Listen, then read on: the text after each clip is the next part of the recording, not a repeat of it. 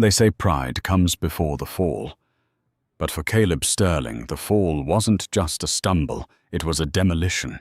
He thought he had committed the perfect crime, hiding $10 million in offshore accounts, hiring the city's most ruthless shark of a lawyer, and leaving his quiet, devoted wife Shra with absolutely nothing. He was celebrating his freedom at a high-end bar, toasting to a new life with his mistress, convinced the ink on the divorce decree was already dry. But Caleb forgot one crucial rule of war: never underestimate the enemy you think is weak. He didn't know who Sarah really was until the courtroom doors swung open and the man walking through them made the judge himself stand up in fear. This is the story of how a greedy husband lost everything in a single second. The ice cubes clinked softly against the crystal of the heavy tumbler, swirling an 18-year-old Macallan Scotch. Caleb Sterling raised the glass to the dim amber light of the Gilded Cage, one of Manhattan's most exclusive lounges. "To freedom," he announced, his voice smooth, carrying the rich baritone of a man who was used to giving orders in boardrooms. Beside him, Jessica Vane giggled, leaning her head on his shoulder. She was 24, sharp-featured and ambitious. Everything Caleb had convinced himself his wife Sarah was not. Jessica ran a finger down the lapel of his $3,000 bespoke suit. "Are you sure it's over, Caleb?" "Like really over?" Caleb smirked, taking a slow sip. "Jessica, darling, tomorrow is just a formality. The prenup is ironclad. My lawyer, Richard Salling, has buried Sarah in so much paperwork, she probably doesn't even know what day it is. She's getting the Corolla and her grandmother's china. I'm keeping the penthouse, the Hamptons estate, and the portfolio." He didn't mention the accounts in the Cayman Islands. He didn't mention the shell company Orion Holdings, which technically owned his luxury cars. As far as the court knew, Caleb Sterling was a successful executive having a bad year. As far as the court knew, he was barely scraping by. "She never stood a chance," Caleb continued, setting the glass down. She's soft. She's a homemaker. She thinks the world runs on kindness and baking cookies. She doesn't understand that the world runs on leverage." "I almost feel bad for her," Jessica said, though her smile suggested otherwise. "Almost. Don't be. She's a leech," Caleb said, his face hardening. 5 years I supported her. 5 years of her charity work and her quiet dinners. She bored me to death. I need someone with fire, someone who matches my altitude." He checked his Rolex Daytona. It was nearly midnight. "One more drink, then I need to get some sleep. I want to be fresh when I see the look on her face tomorrow. Salling is going to petition for legal fees, too. I want her to leave that courtroom owing me money." Across the bar, a man in a dark trench coat was nursing a club soda. He hadn't looked up from his phone the entire time Caleb was speaking. But as Caleb laughed a loud, barking sound of total victory, the man in the trench coat tapped a button on his phone screen. The message was sent. "Target is confident. No suspicion. Proceed with Phase 2.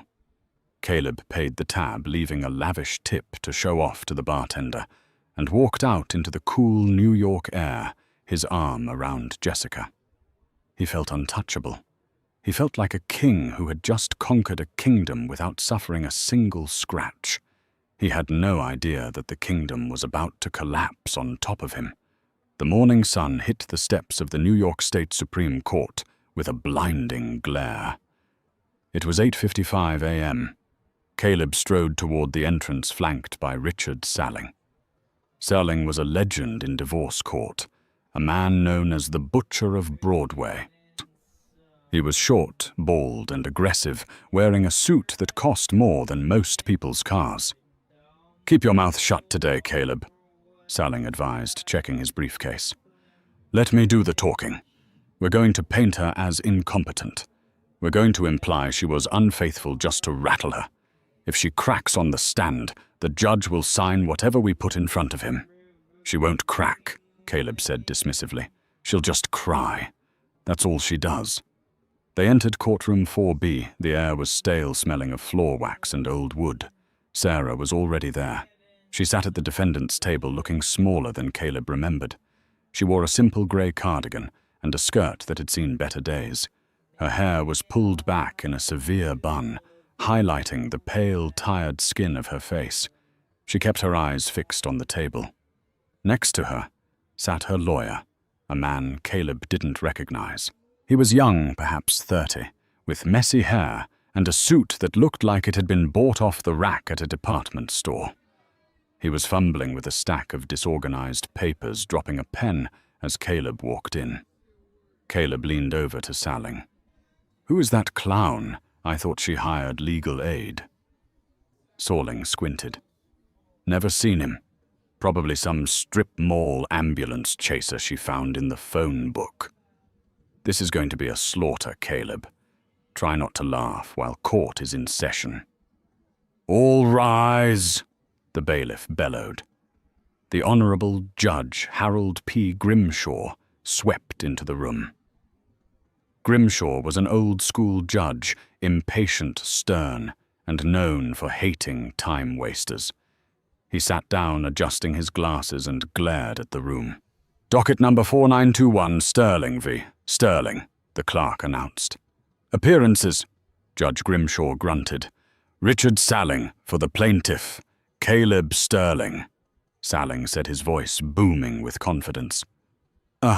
James Miller. For the defendant, Sarah Sterling." The young lawyer stammered, standing up halfway before sitting back down nervously. Caleb suppressed a smirk. It was pathetic. "All right." Judge Grimshaw sighed, rubbing his temples. "Mr. Salling, I've reviewed the motions. You're claiming the prenuptial agreement bars Mrs. Sterling from spousal support, and you're claiming sole ownership of the marital assets due to... What is this gross financial negligence on her part?" "Correct, Your Honor," Salling said, buttoning his jacket and stepping into the aisle. He moved like a predator. "Sarah Sterling contributed zero financial value to this marriage. In fact, she was a drain. My client, a high-ranking executive at Ascendant Global, built his fortune through blood, sweat, and tears. Mrs. Sterling spent her days gardening and volunteering at animal shelters. We have bank statements showing she cannot manage a simple checking account. To award her half of Mr. Sterling's hard-earned success would be a miscarriage of justice." Caleb watched Sarah. She didn't move. She didn't defend herself. She just stared at her hands. "God, she's weak," he thought. "I should have done this years ago." "Mr. Miller." The judge looked at the young lawyer. "Do you have a rebuttal?" James Miller stood up, shuffling his papers. "Your Honor, we contest the validity of the prenup." Salling laughed out loud. "On what grounds I wrote that prenup myself. It's bulletproof. On the grounds of fraudulent inducement," Miller said, his voice shaking slightly. And undisclosed assets." Caleb froze. His heart skipped a single beat. "Undisclosed assets." Salling waved a hand dismissively. "Ridiculous. My client has disclosed every penny. This is a stalling tactic, Your Honor. I move for an immediate ruling." "Not so fast," Judge Grimshaw said, narrowing his eyes. "Mr. Miller, that is a serious accusation." "Do you have proof?" Miller looked at Sarah. Sarah looked up for the first time. Her eyes weren't wet with tears. They were cold, clear, and terrifyingly calm.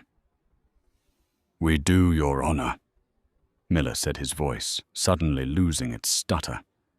He stood up straighter. "But the evidence is complex. and given the sensitive nature of the financial structures involved, specifically regarding Ascendant Global, we have asked a character witness to provide context." "A character witness?" Caleb scoffed, whispering to Salling, who her knitting circle leader. "We don't have time for character witnesses in a financial hearing," Judge Grimshaw snapped. "Who is this witness?" Miller smiled. It was a sharp, predatory smile that didn't match his rumpled suit. "The witness is the chairman of the board for Ascendant Global, Your Honor." Caleb frowned. The chairman. The chairman of Ascendant was a ghost. No one ever saw him. Caleb was a vice president, and even he had never met the owner. The company was owned by a private trust. "The chairman?" Judge Grimshaw asked, skeptical. "And he is here?" "He is," Miller said. He turned toward the heavy double doors at the back of the courtroom. The room went silent. The doors groaned as they were pushed open. Two large men in dark suits stepped in, first security. Real security. Then an older man walked in. He was leaning on a cane with a silver wolf's head handle. He wore a charcoal three-piece suit that whispered old money. His hair was white, swept back, and his face was lined with the kind of authority that commanded armies. Caleb's blood turned to ice. He knew that face. He had seen it in the oil paintings in the lobby of his office building. He had seen it in the business textbooks he studied in college. It was Arthur Bennett, the billionaire tycoon, the Lion of Wall Street. Caleb looked at his wife, Sarah. Bennett. He had never made the connection. Bennett was a common last name. He thought she was a nobody, from Ohio. Arthur Bennett walked down the center aisle, the cane clicking rhythmically against the floor. He didn't look at the judge. He didn't look at the lawyers. He looked straight at Caleb. And for the first time in his life, Caleb Sterling felt truly, violently afraid. "Arthur Bennett," Judge Grimshaw said, his voice losing its gruff edge, replaced by shock. "To what do we owe this honor?" Arthur stopped at the railing. He looked at Sarah, and his hard expression melted into warmth. "I'm here for my daughter, Judge," Arthur said, his voice deep and gravelly. Then he turned his eyes back to Caleb. "And to meet the man who thought he could steal from her." Caleb felt the blood drain from his face so fast it made him dizzy. He gripped the edge of the mahogany table, his knuckles turning white. "Daughter." The word echoed in his skull like a gunshot. He looked at Sarah. She was still sitting there, hands folded, but the posture was different now. It wasn't submission. It was patience. The patience of a spider waiting for a fly to stop struggling in the web. "Objection!" Richard Salling shouted, though his voice lacked its earlier bravado. He stood up, smoothing his tie nervously. "Your Honor, this is highly irregular.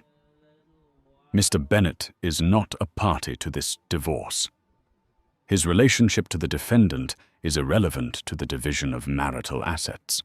This is courtroom theatrics, designed to prejudice the proceedings." Judge Grimshaw looked over his spectacles at Salling. "Mr. Salling, you spent the last 20 minutes characterizing the defendant as a financial burden with no connections and no resources. If her father is one of the wealthiest men in the Western Hemisphere, that characterization is factually incorrect. I will allow it. Mr. Bennett, please take the stand." Arthur Bennett handed his cane to one of his security guards and ascended the witness stand. He moved with a slow, deliberate grace. He didn't look like an old man. He looked like an old warrior. "State your name for the record," the clerk said, her voice trembling slightly. "Arthur William Bennett," he said, "Chairman and CEO of Ascendant Global." James Miller, Sarah's lawyer, who suddenly didn't look like a fumbler anymore, but rather like a man holding a royal flush, stepped forward. "Mr. Bennett," Miller began, "could you explain to the court your relationship with the defendant, Sarah Sterling?" "Sarah is my only child," Arthur said, his eyes locking on to Caleb. "5 years ago, she came to me. She told me she had met a man, a young, ambitious executive working in one of my satellite divisions. She said she was falling in love." Caleb swallowed hard. He remembered meeting Sarah. It was at a fundraising gala for the city zoo. He had gone there to network with potential clients. She had been standing by the silent auction wearing a simple dress. He had approached her because she looked safe, manageable. He thought she was a low-level coordinator. "I warned her," Arthur continued, his voice dropping an octave. "I told her that men like Caleb Sterling don't love women. They love status. They love objects. But Sra, she has a good heart.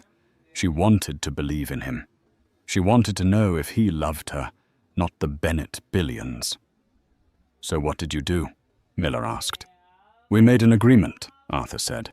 "She would use her mother's maiden name. She would live simply. She would cut herself off from the family trust for the duration of the courtship and the marriage. She wanted to build a life from scratch. She wanted to be a partner, not a meal ticket." Caleb closed his eyes. The small apartment we lived in for the first 2 years. The used car she drove. The way she budgeted for groceries. He had mocked her for it. He had called her cheap. He had told Jessica that his wife had a poverty mindset. It wasn't poverty. It was a test, and he had failed. "For 5 years," Arthur said, his voice tightening with suppressed rage. "I watched from the shadows. I watched this man treat my daughter like a servant. I watched him ignore her on her birthday, to go on business trips. I watched him criticize her clothes, her cooking, her intelligence, and I honored my daughter's wish to stay out of it, because she believed he would change." Arthur leaned forward, the microphone picking up the harsh rasp of his breath. "But then came the infidelity, and now this attempt to leave her destitute." Arthur let out a dry, humorless chuckle. "You stood here, Mr. Sterling, and claimed my daughter contributed nothing to your success. Who do you think expedited your promotion to vice president 3 years ago? Who do you think approved your transfer to the Manhattan headquarters?" Caleb's eyes snapped open. "What?" "Sarah," Arthur said. "She believed in you. She asked me to give you a chance to shine. Every success you have had at Ascendant Global Caleb was a gift from the wife you are currently trying to destroy." The courtroom was dead silent. Even the stenographer had stopped typing for a second, mouth agape. Caleb felt a wave of nausea. His career, his reputation, his self-made empire. It was all a lie. He was a charity case. He was the very thing he accused Sarah of being. "Mr. Salling," Judge Grimshaw said, breaking the silence, "do you have any cross-examination for Mr. Bennett?" Salling looked at Arthur Bennett, then at the furious judge, and finally at his terrifyingly pale client. Salling knew when a ship was sinking. He also knew that angering Arthur Bennett could end his career in New York forever. "No questions, Your Honor," Salling whispered. "Good," Judge Grimshaw said. "Now, Mr. Miller, you mentioned undisclosed assets and fraudulent inducement regarding the prenup. Proceed." James Miller walked back to his table and picked up a thick, leather-bound binder. He dropped it onto the evidence table with a heavy thud. "Part 4, Your Honor," Miller said, looking at Caleb with a razor-sharp grin. "Let's talk about the Cayman Islands." Caleb tried to stand up. "This is ridiculous. My finances are a matter of public record. I have declared everything." "Sit down, Mr. Sterling," Judge Grimshaw barked, slamming his gavel, "or I will hold you in contempt so fast your head will spin." Caleb sank back into his chair. He looked at Salling. "Do something," he hissed. "Shut up." Salling hissed back, wiping sweat from his forehead. "If they have what I think they have, you're on your own, Caleb. I'm not getting disbarred for your stupidity." Miller opened the binder. He pulled out a series of projected slides, nodding to the bailiff to dim the lights.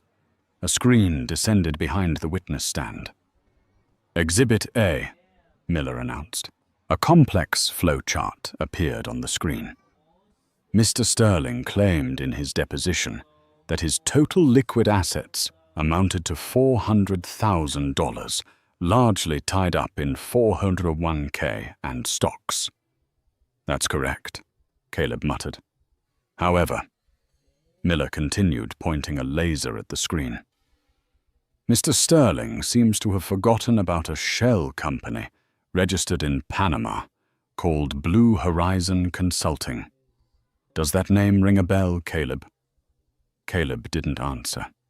He couldn't breathe. Blue Horizon was supposed to be untraceable. He had paid a specialist $50,000 to bury that registration. Through a series of wire transfers disguised as vendor payments from his department at Ascendant Global, Miller explained, "Mr. Sterling has been funneling money into Blue Horizon. From there, the money was moved to an account in the Grand Cayman Islands." A bank statement appeared on the screen. It showed a balance of $450,000. The courtroom gasped. $10 million, Miller said. Hidden from his wife, hidden from the IRS, and most importantly, stolen from his employer.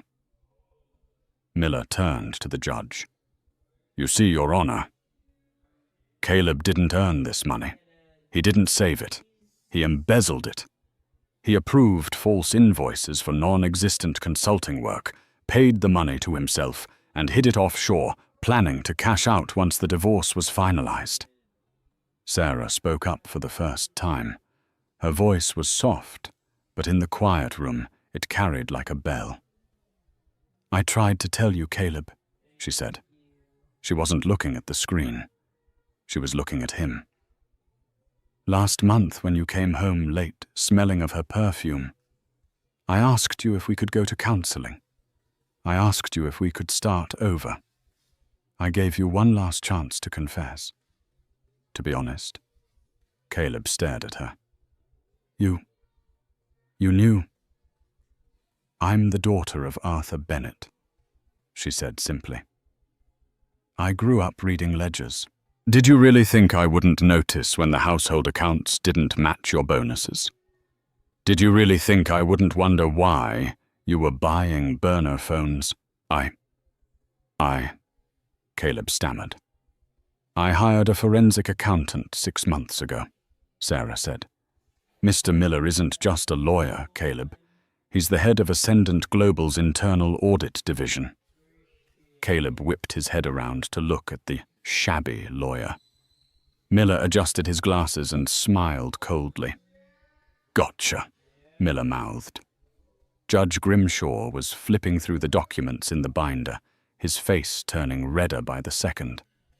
"Mr. Salling," the judge said, his voice dangerously low, "were you aware that your client was hiding $10 million in embezzled funds while asking this court to leave his wife destitute?" "Absolutely not, Your Honor." Salling stood up so fast his chair tipped over. "I had no knowledge of this. I am withdrawing as counsel immediately. I will not suborn perjury." "You can't leave me," Caleb screamed, grabbing Salling's arm. Salling shook him off with disgust. "Get off me, you thief! You lied to the court. You lied to me. You're done." "Order," Judge Grimshaw shouted, banging the gavel repeatedly. "Mr. Sterling, you are in a world of trouble that goes far beyond divorce court. But before I make a ruling on the assets, there is the matter of the prenuptial agreement." Arthur Bennett leaned forward on the witness stand. The prenup, he rumbled. Miller flipped to a specific page in the binder.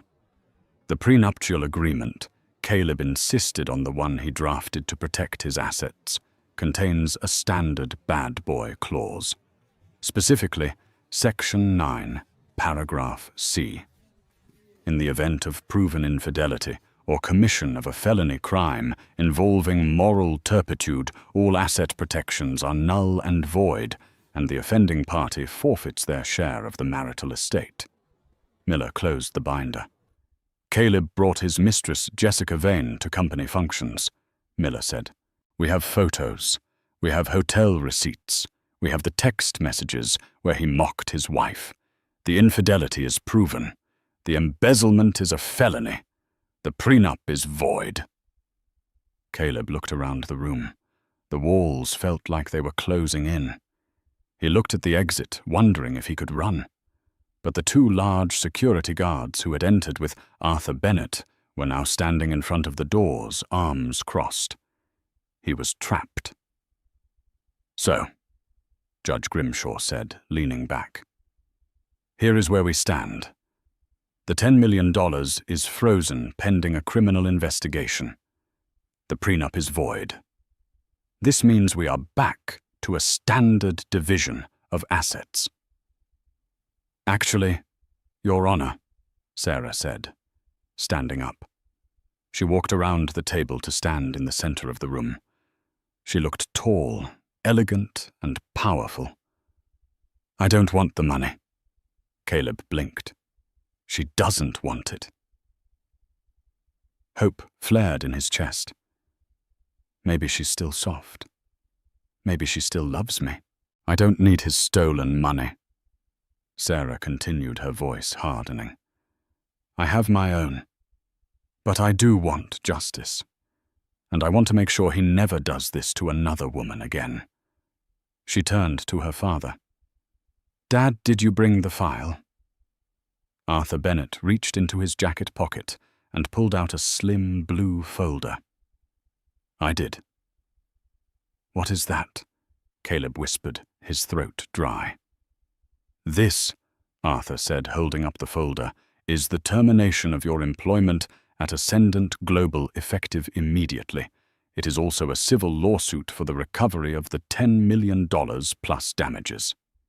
"And," Sarah added, "since you used the company car and the company apartment to facilitate your affair, those perks are revoked. Immediately." "You can't leave me homeless," Caleb cried out. "I have nowhere to go." "You have the Hamptons house," Salling shouted from the gallery, trying to distance himself. "He has the deed." "Ah," Arthur interrupted. "About the Hamptons house. Caleb, do you remember who sold you that property?"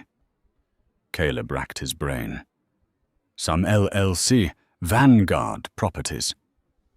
"I own Vanguard Properties," Arthur said with a savage grin. "And if you read the mortgage contract, which I know you didn't, because you're arrogant, you would know that the loan is callable immediately upon termination of your employment with Ascendant." Arthur dropped the folder on the railing. "I'm calling the loan, Caleb. You have 24 hours to vacate the premises." Caleb sank to his knees. The marble floor was cold. He had walked in here a millionaire. He had walked in here a vice president. He had walked in here a free man. Now he was unemployed, homeless, facing prison, and millions of dollars in debt to the most powerful man in New York. But the worst part wasn't the money. The worst part was looking at Sarah. She wasn't angry anymore. She looked at him with something far worse than hate. She looked at him with pity. "You celebrated too early, Caleb," she said softly. The doors to the courtroom burst open again. But it wasn't a witness this time. It was the district attorney. District Attorney Marcus Thorne did not look like a man who made idle house calls. He marched down the center aisle of the courtroom, flanked by 2 uniformed NYPD officers. He held a warrant in his hand, the paper crisp and terrifyingly official. "Caleb Sterling," Thorne announced, his voice booming off the wood-paneled walls. "You are under arrest."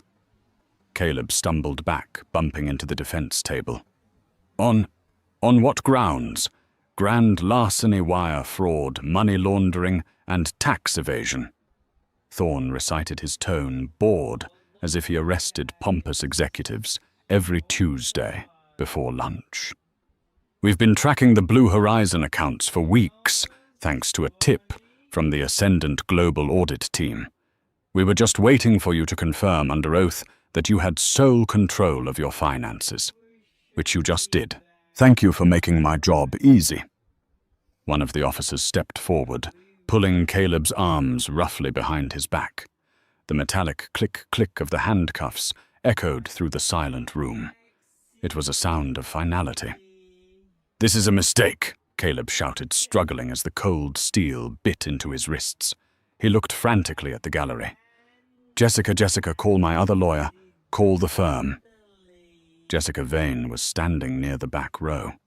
She had been watching the proceedings with a look of growing horror, not for Caleb, but for her own proximity to the disaster. As Caleb called her name, the entire room turned to look at her. Sarah turned too. She looked at the young woman who had helped destroy her marriage. There was no anger in Sarah's eyes, only a cool assessment. "Jessica," Sarah said, her voice smooth. "Did he tell you about the offshore accounts? Because if you knew, that makes you an accessory to a federal crime." Jessica's eyes went wide. She looked at the district attorney, who was now eyeing her with interest. "I didn't know anything," Jessica shrieked, stepping back. She looked at Caleb with pure venom. "He lied to me. He told me he was a genius investor. He never told me he was stealing from his boss." "Jessica, baby, don't say that." Caleb pleaded, sweat pouring down his face. "We're in this together. We're going to Paris, remember?" "Paris!" Jessica laughed, a harsh, ugly sound. "You're going to prison, Caleb. I'm not going anywhere with you. I don't date losers, and I certainly don't date felons." She turned to the district attorney. "I'll cooperate. I have his texts. I have the emails he sent me about hiding the money. I'll give you everything if you keep me out of this."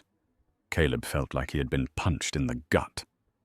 "Jessica, you said you loved me." "I loved the penthouse, Caleb," she sneered, grabbing her purse. "Enjoy the cell."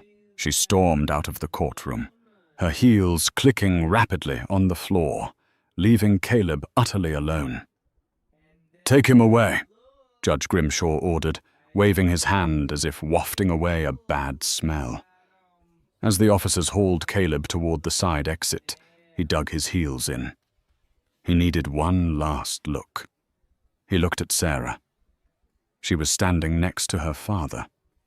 Arthur Bennett had his hand on her shoulder, a protective, proud weight. Sarah looked radiant. The grey cardigan suddenly didn't look frumpy. It looked dignified. She looked like a queen who had just survived a coup. "Sarah," Caleb cried out, desperation cracking his voice. "Sarah, please, I'm sorry. I'm sorry for everything. Don't let them take me. We can fix this." Sarah didn't speak. She simply reached into her purse and pulled out a small gold object. It was her wedding ring. She walked over to the defense table where Caleb had been sitting just moments before. She set the ring down on the wood with a gentle clink. "You can have this back," she said softly, though Caleb could hear her perfectly from the door. "Sell it! You're going to need the commissary money." The officers shoved Caleb through the door. The last thing he saw before the darkness of the holding cell corridor swallowed him was Sarah Bennett smiling at her father, finally free. 3 weeks later, the holding cell at the Metropolitan Detention Center was nothing like the master suite at the penthouse. It smelled of mildew, industrial cleaner, and human misery. The light was a constant buzzing fluorescent hum that made sleep impossible. Caleb sat on the edge of the thin metal bunk, his head in his hands. He was wearing an orange jumpsuit that was 2 sizes too big. His expensive haircut had grown out, messy and greasy. The Rolex was gone, logged in an evidence bag somewhere in the city. "Sterling," a guard shouted, banging a baton against the bars. "Visitor, legal." Caleb's head snapped up. Salling. Did he come back? Or maybe Arthur Bennett decided to settle. He was marched down the hallway, shackled at the ankles to a small visitation room, divided by thick plexiglass. On the other side sat a man who looked even more tired than Caleb. He had a stack of files and a coffee stain on his shirt. It was his court-appointed public defender, a man named Gary Klein. Caleb sat down, picking up the phone receiver. "Get me out of here, Klein. I can't stay here another night. The guy in the next cell screams for 3 hours every morning." "We're working on bail, Caleb." Klein sighed, rubbing his eyes, but the judge denied the first motion. Flight risk, given the Cayman accounts. "So what's the plan?" Caleb demanded, trying to summon his old executive authority. "We fight the evidence, right? We claim entrapment. Arthur Bennett has a vendetta against me. We can use that." Klein looked at him with a mixture of pity and disbelief. "Caleb, listen to me. There is no fighting this. They have everything. The forensic audit from James Miller is flawless. The IP addresses from your computer match the transfers. And—" Klein hesitated.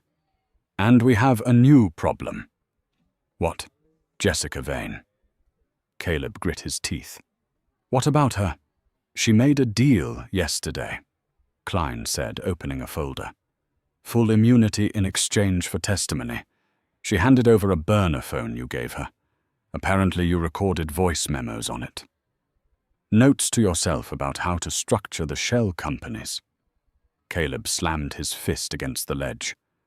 "I was drunk. I was just brainstorming." "It's admissible," Klein said. "And it's damning.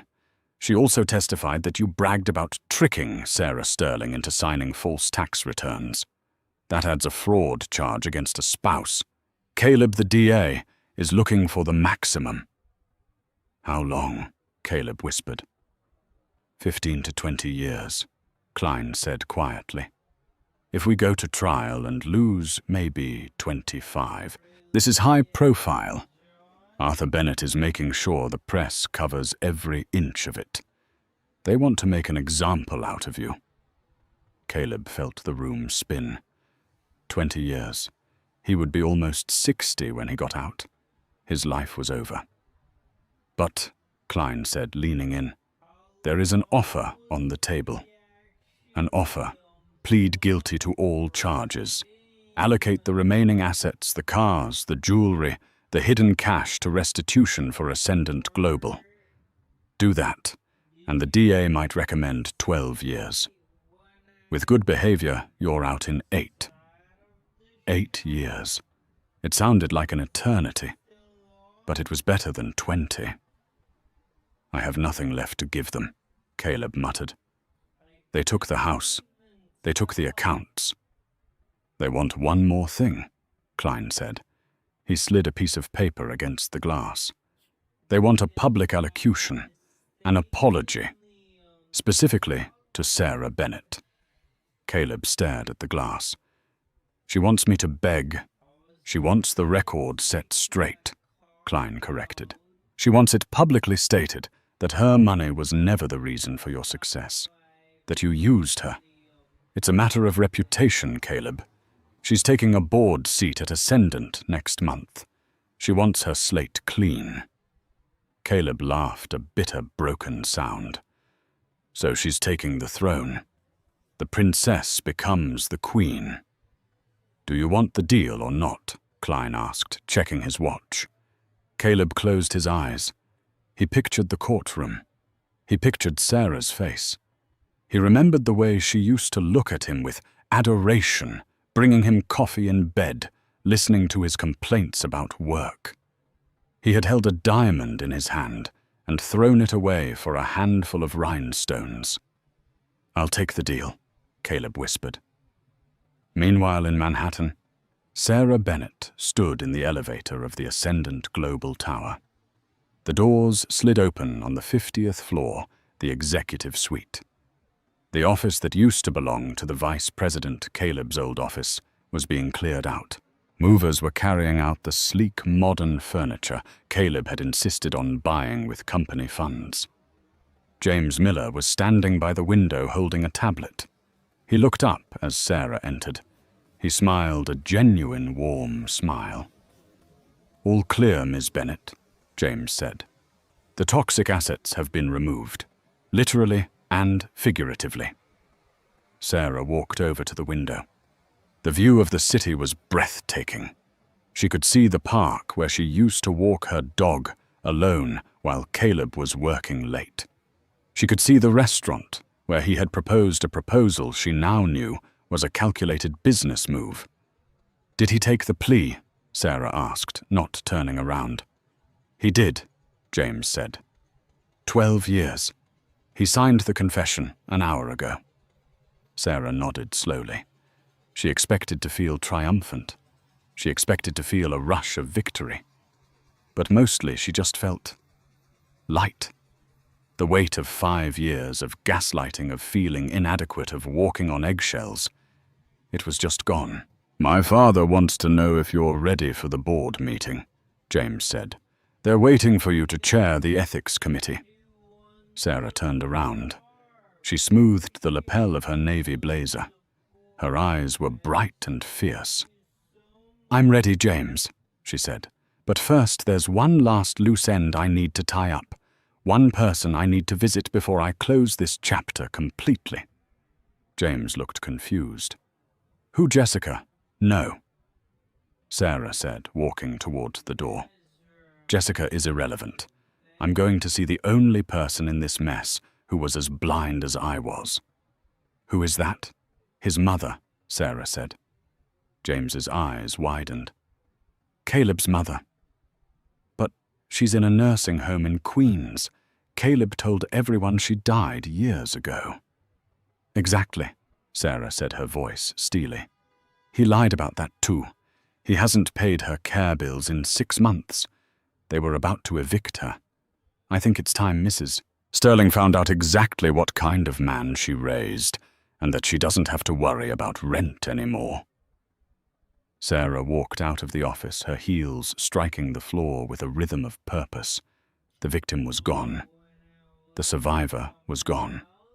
The CEO had arrived. The morning of the sentencing hearing did not bring the bright, hopeful sun that had graced the city the day Caleb Sterling walked into court believing he was a winner. Instead, New York was drowning in a relentless slate-gray downpour. Rain lashed against the high, arched windows of the courthouse, creating a rhythmic, drumming drone that seemed to vibrate through the heavy oak walls of courtroom 4B. Inside, the atmosphere was suffocating.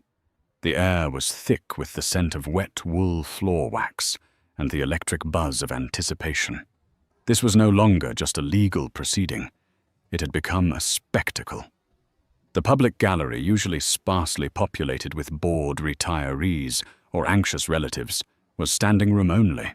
Reporters from the Financial Times, the Post, and the Chronicle jostled for position in the back rows, their pens poised to capture the final ruin of the man who had tried to swindle the Bennett empire.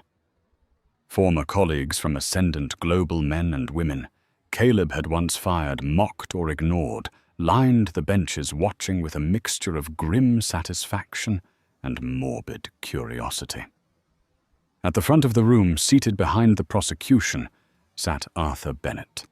He was a statue of old-world power, his hands resting atop his cane, his eyes fixed on the empty defendant's chair.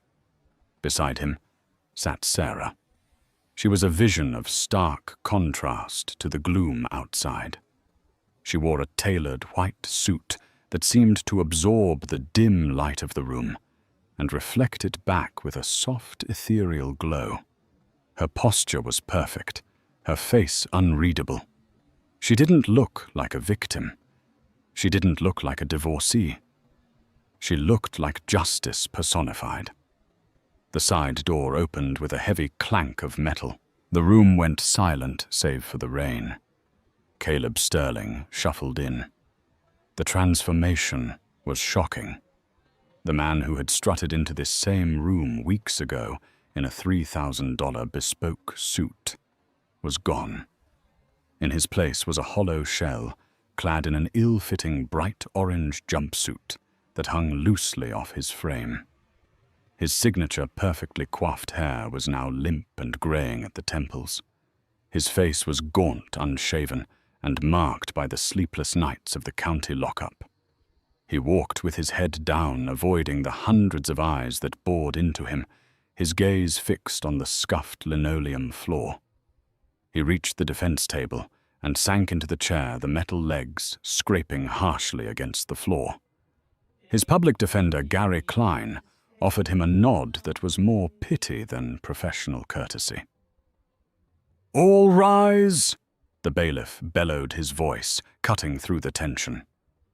The Honorable Judge Harold P. Grimshaw swept onto the bench.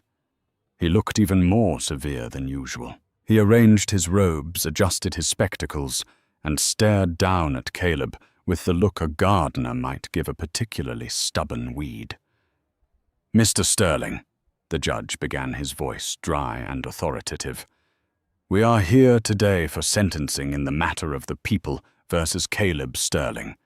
You have entered a plea of guilty to 1 count of grand larceny in the 1st degree, 1 count of tax fraud, and 1 count of spousal abandonment involving financial malice. These are serious crimes.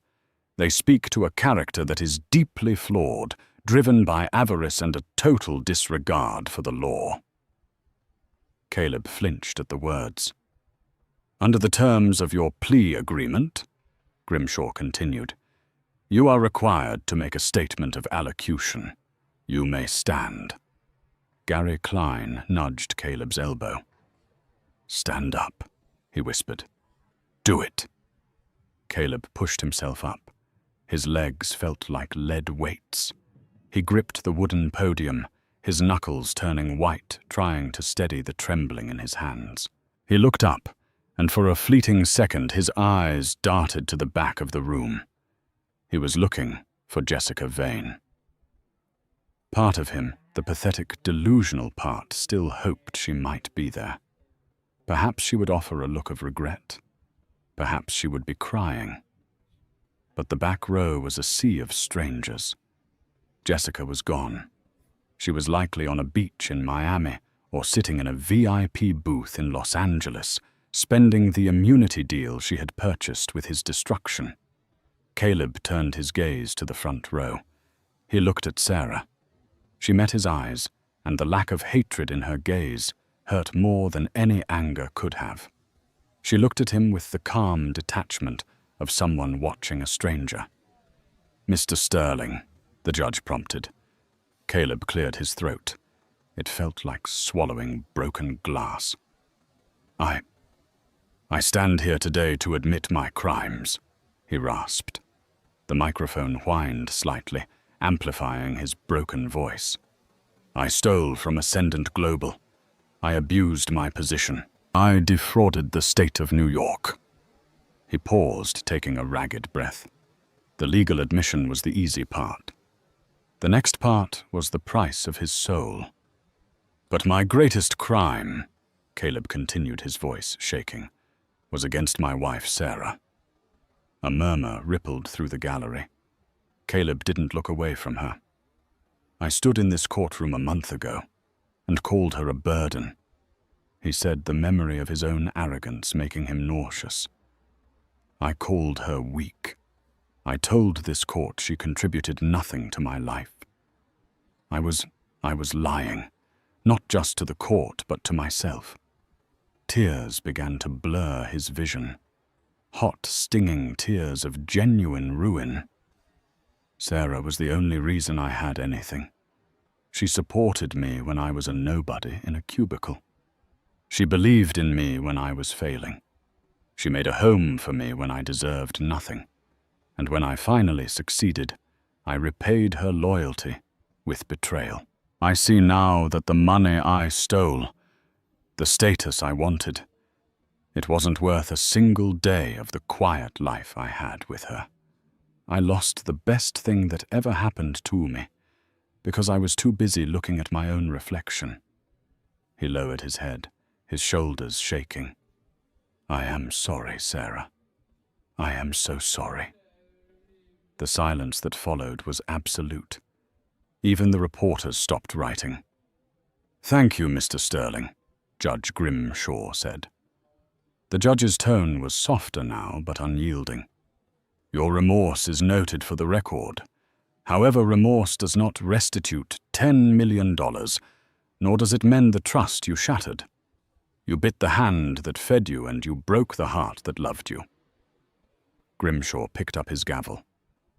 I sentence you to a term of 12 years in a state correctional facility with eligibility for parole after 8 years. You are also ordered to pay restitution in the full amount of $10.4 million. You are remanded to custody immediately. Crack. The sound of the gavel was like a gunshot ending his life. 2 bailiffs moved in, grabbing Caleb by the arms to escort him out. As they turned him around, a voice cut through the air. Wait!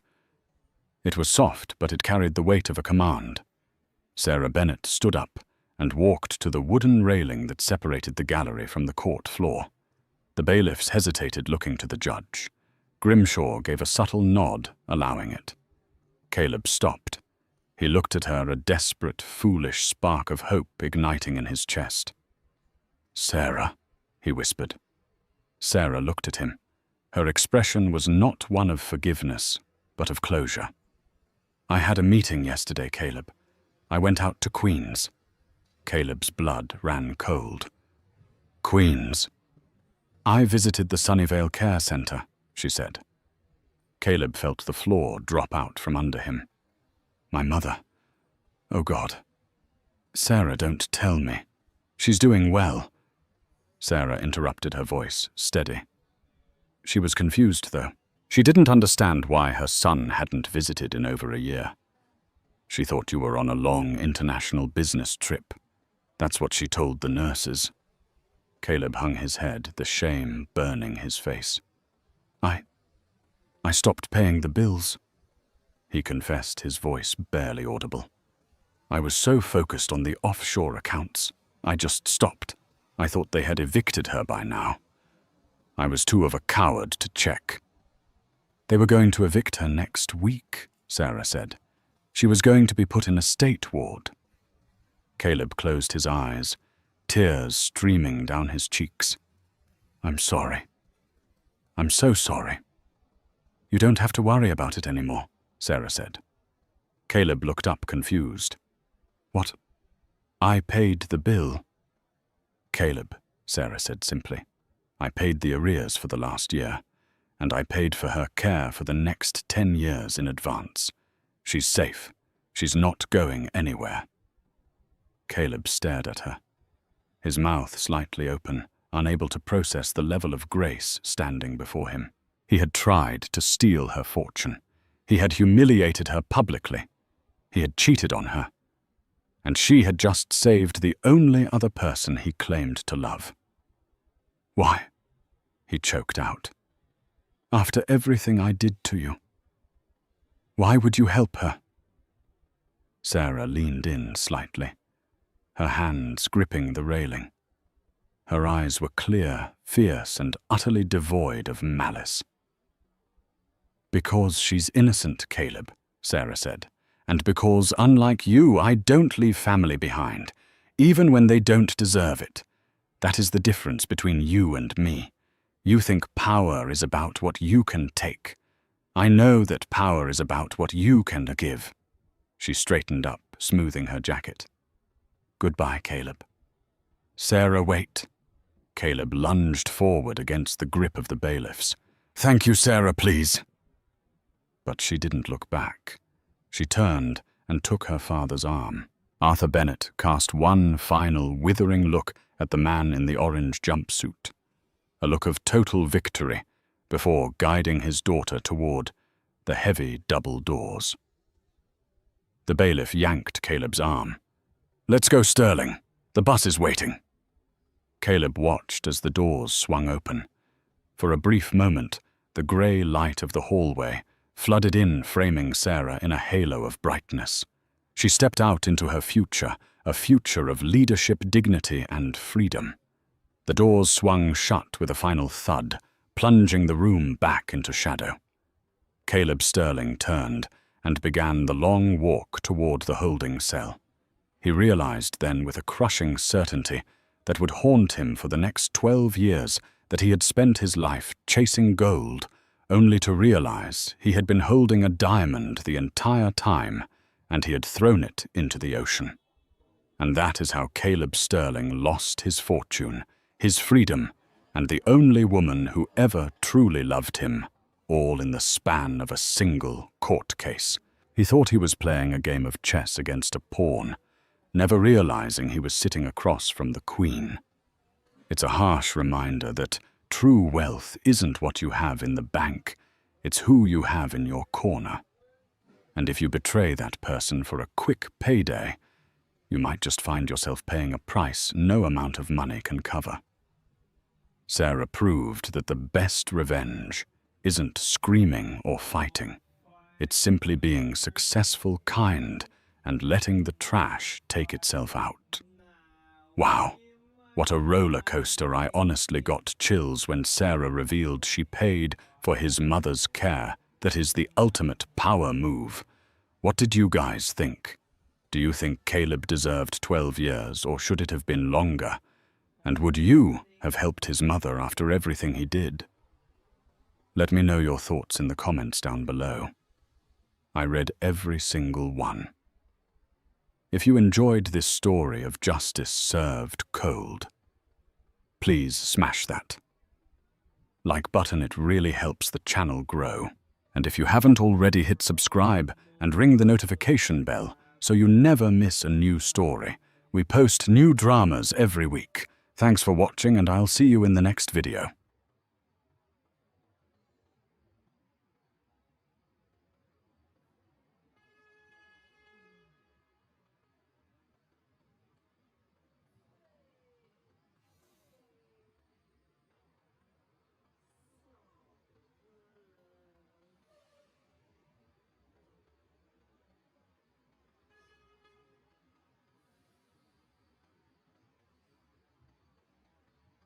This has been a very nice and interesting walk.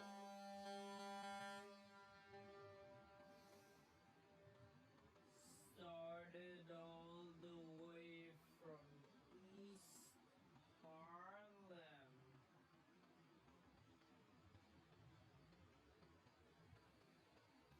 All the way to